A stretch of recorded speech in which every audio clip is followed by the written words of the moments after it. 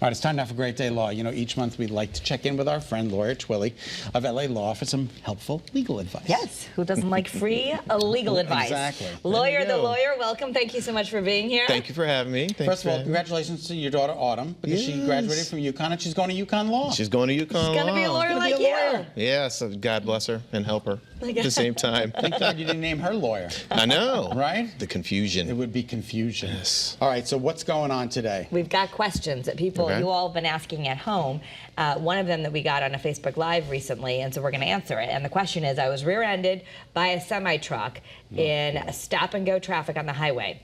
I saw the truck was equipped with a dash cam. How do I go about getting access to that footage for my insurance claim? Excellent question. Excellent question. Excellent question. So we actually just finished a trial on a semi-tractor trailer truck case on Friday. Wow. With the dash cam? Dash cam footage was a part of the evidence that was submitted, yes. Okay. And it was a pain in the butt to get. It took us years to get it. And they'll fight you. They'll try and hide it. They'll try and snip it so that you don't get the full footage. So it's really important to get a lawyer involved right away so that you can preserve 100%. How could you possibly do that evidence? on your own? Yeah, you're not going to be able to do it. No. At Good the for end of the them day. that they even looked for a dash cam. Right. I'm not sure that I would have known to look really quick if I got rear-ended, so that's important to know too. Right. But if you are going to try and do it on your own, you're going to want to do what's called a preservation of evidence letter. You're going to send it to the trucking company. If you have insurance information, you're going to send it to the insurer. If you know, for example, if it was towed to a body shop, you're going to send it everywhere just saying, hey, stop the press, don't touch anything, don't do anything with it. You got to preserve this evidence. Is that a prevalent thing for truckers to have dash cams? In these days, In these yes. days, yes. Yes. Yes. Okay. Absolutely. So many legal obligations and things and insurance and the whole 9 yards. I mean, look at all these trucking accidents that are on the news lately. I mean, they happen all the time. Yeah. And those are the big ones. There are a lot of minor, smaller ones that they're never small when a tractor trailer is involved, especially if it's another vehicle. But there are no catastrophic deaths, so there are tons of accidents. Number one, they probably have a dash cam. Number two, you need to preserve the evidence much better to get a lawyer to make sure so that they follow the law. Correct. Was this critical for your case? How did it come out? It did. I think it was.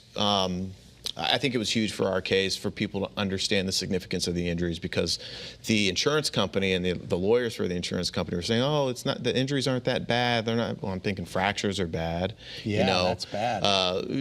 Surgeries because of fractures are bad, but they're like, oh, it wasn't that bad. And then we roll the tape and you see them just getting crunched, pushed off into two other vehicles, and I think that was very helpful. Let me ask you a question, though. It seems that, I'm playing devil's advocate here, the trucker has the dash cam. Yeah. It's his private property. How would I be entitled to his private property? You wouldn't be unless there's pending litigation. So if you anticipate that there's going to be some sort of litigation or claims, you kind of have a duty to preserve that. You're on notice of the potential of having a duty to preserve that. Okay. All right? And so then you hire a professional like us to actually preserve it.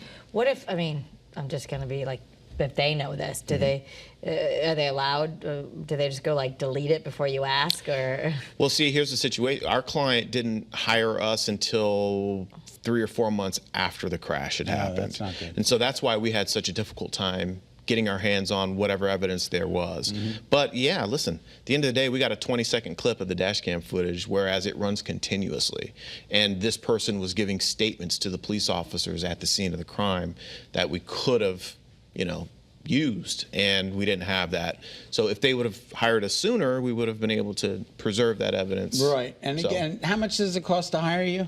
It's relatively inexpensive. I work on a contingency fee basis. Which It's is free. incredible. Which means you're free until I'm able to help you get money. Get money.